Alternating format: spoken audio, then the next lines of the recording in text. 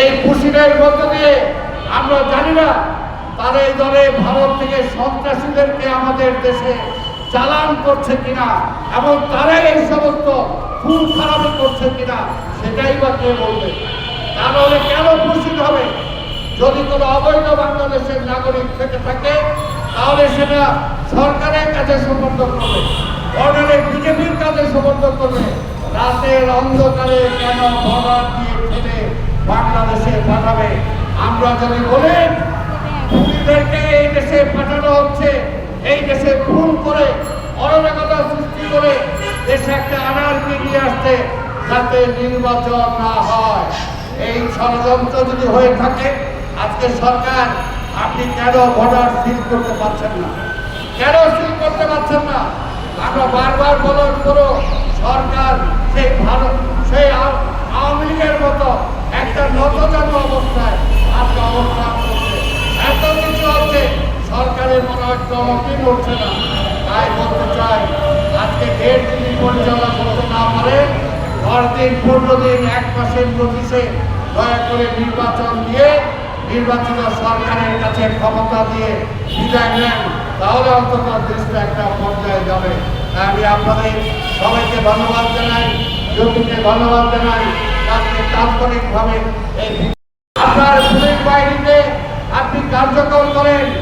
আমরা এত বলার পরও এখন পর্যন্ত নতুন করে পুলিশ সদস্য আপনি রিক্রুট করেন নাই।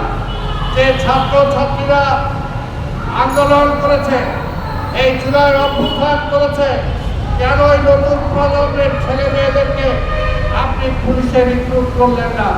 কেন এখনো সেই আওয়ামী লীগ আমলে যারা সরকারি চাকরি পেয়েছে তাদেরকে আপনি সব জায়গায় বহাল রেখেছেন?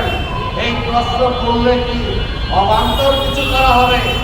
সেই কারণে তারপরও আমরা চাই পরিষ্কার কথা, এবং খালেদা জিয়া তারেক রহমান বিএনপি এই দেশে অরাজকতা চায় না বলে 5ই আগস্টের পরিবর্তনের পরে যখন এই দেশে লক্ষ লক্ষ লোক মারা যেতে পারত, লক্ষ লক্ষ বাড়িতে আগুন লাগতে পারত, অনেকের জীবন হানি হতে পারত, কিন্তু তারেক রহমানের এক নির্দেশে সেই সময় সারা দেশে কিন্তু কোথাও কোনো অঘটন ঘটে নাই।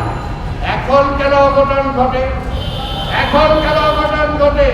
তারেক রহমান তো নির্দেশ দিয়েছেন, দলের যারা উচ্ছৃঙ্খল তাদেরকে বহিষ্কার করেছেন, তাহলে কেন অঘটন ঘটে? কেন গ্রেপ্তার করা হয় না? কেন আইনে তাদেরকে দিয়ে দেওয়া হয় না? এই দায়িত্ব কি বিএনপির কথায় কি পুলিশ চলবে? আজকে ডক্টর ইউনূসের কথায় পুলিশ চলবে? আজকে দেশের শান্তি শৃঙ্খলা রক্ষা করতে পারেন না।